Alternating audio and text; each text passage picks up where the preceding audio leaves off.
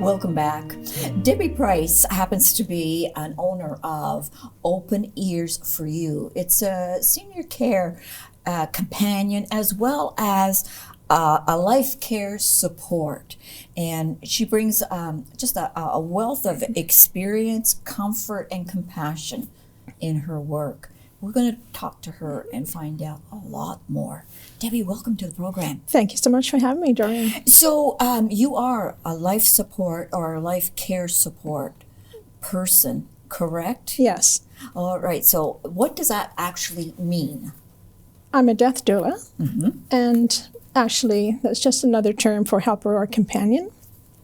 And I help people who are on their journey. They're coming to the end of their lives. And I help the families as well, because as we all know, it can be a very chaotic time. So I do a multitude of things. And sometimes other than just being a death doula, families hire me to go into homes to see their parents, grandparents, because we all live very busy lives now. We do. People have to go away for work or vacation, or at times they just can't handle when it gets near the end. Yes. So as a death doula, one of the biggest things I would do is to help people with advanced care planning. The good thing is that I'm biased and non-judgmental, and that means so much to the person who's coming to the end of their life. It gives them an opportunity to sort their affairs and then broach the family. In today's world, we have many different situations out there. We have sub-families and disgruntled family members. We all seem to have one somewhere. Scammers, you name it. I've pretty much seen it. So it gives them the opportunity to sort out their affairs and then make it known. And it lets them die with a more dignified death and sense of peace. So I think that's one of the biggest things would be the advanced care planning. Aside from that, I do legacy projects, which in today's world, there are a lot of different things that people want to do. Yes. Especially if they can't make their children's graduations or weddings. It might be to help write letters or make videos or put together a recipe box, do blankets with family photos on. There's no end to the things that they would like to get done, even shop for jewelry if it's going to be a graduation. Yes, yes. So yes, there are many, many different things. Another thing that I would do would be to do vigiling at the bedside. Not everybody is comfortable to sit with somebody who's dying. Right. Especially lots of times your loved one wants company but not conversation. And not everybody is comfortable just holding space. Do you find that people like the music? They like to listen to the music? Yes, they like, well, some like really peaceful music. It really depends on the individual. Okay. I've seen some people who like more upbeat music. Yes. So it's finding out what the person wants, what will get them through, because when everything else is stripped away from you, you have so much time to think about your life, what kind of life you've lived. You want to hope that you were a good person, and sometimes there's stuff that needs to be taken care of. Maybe somebody needs to be forgiven. Yes. Or maybe you need to mend some relationships that haven't been so good in the past. So there's just so many different angles. And I'd like to say the biggest thing I bring to the table, I feel, is the humanness that people crave when they find themselves in that type of situation. Yes. There's always going to be medical help. There's always going to be a team of medical people. So I think for me, the biggest thing, I feel that I'm sort of a bridge between the client, the family members, caretakers, friends, the funeral industry, and even the medical team at times, if the person wants me to be a part of that as well. So, in other words, when you go in, it's up to the individual as to what their wants And what are. they want. They can, Wow. Some families just want me to sit at the bedside Yes. and just cover that part. Mm-hmm. Other families want me to help with the funeral arrangements. Yes. Because it's so difficult, especially if the person still isn't deceased. Right. There's a lot of guilt and emotions associated with that. Mm-hmm. So there's many, many things that you don't really stop to think about until you're faced with a situation like that. Right. And the one thing I've discovered after several years of volunteering in a palliative unit, Right. everybody wants to leave the world with a clear conscience. Mm-hmm. And that's what brought me into the second part of my business, the secret keeper. Yes. People want to leave the world with a clear conscience, knowing that they've gotten everything off their chest. Mm-hmm. Mm-hmm.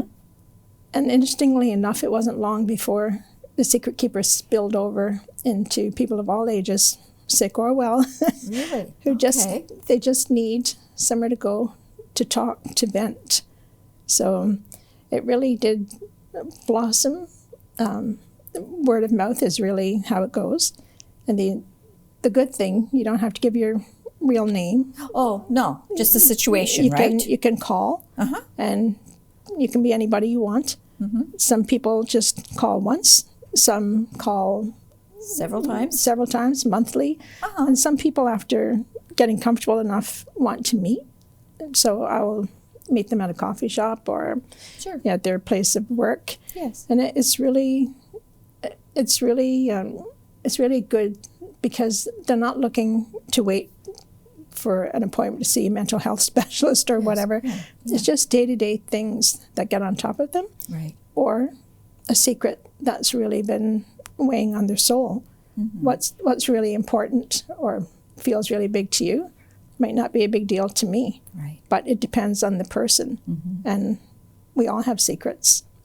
Well, there's all kinds of personalities out there, Yes, right? many. And what I have found, even in my own family, is sometimes we get angry Yes. and years go by, and then we find out, like, what was I so angry at that person? Exactly.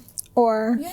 I know from experience, if you're dealing with somebody who's terminally ill and it's a long illness, you get to a point where you're just so tired that you find yourself thinking things like, I just wish it could be over. Yeah. But yeah. then on a better day, you feel so guilty that you thought that. Yes. So yes. there's so many emotions mixed up in there. So it's good to just have somebody to just sit and listen. And most people sort out their own issues by the time they talk it through. Mm-hmm. Mm-hmm. And there aren't a lot of good listeners out there right now. Yes. People are so preoccupied. So busy. Yes, Everybody's busy. everyone's busy. And to find somebody who's not biased or judgmental, a lot of situations I deal with clients, it's a situation where they're afraid to voice something to a family member in case then it just spirals into Yes. another family situation. Mm-hmm. So this way we can talk about it, and it just puts it to rest for them. Which is good. Yes, Which is peace. It's peace. people being need at peace. peace. Yeah. As I Yes. say, there's always going to be medical people to help. That's not an issue. But a lot of people feel they feel like they become the disease once they've been diagnosed, Yes. because people are talking around them all the time and about medical procedures. Because I know from my own experience, families are always trying to find a cure, no matter how desperate or how many times you've been told. Right. You still want to see the doctor and ask, are you sure? There's nothing. So Yeah. it gets to be a very lonely world sometimes. Do you think the person that is diagnosed and are asking this question, is there anything else? Do you find that personality change once they accept the fact? Very that- much so. Yeah. Yes. Yeah. There are always different stages. Yes. In the beginning, the person is in total shock, Right. and then they get angry and depressed. But I always find that coming in the end, they make peace with it. Mm-hmm. And then they they want to have those conversations with people that they didn't feel they could do before. Debbie, someone that's listening now and they want to contact you, how do they reach you?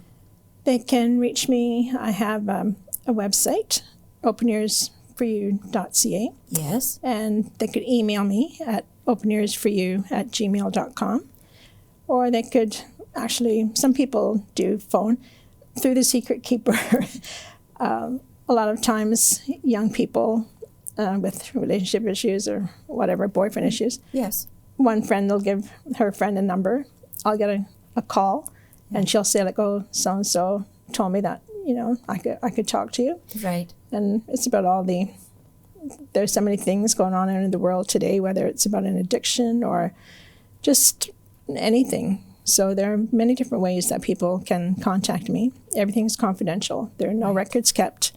And if you want to have a different name each time, that's fine. That's fine as well. Fine. Yes. So I've even had clients call who are frightened to fly, and we spend time talking, and I'll just talk them down, talk them over.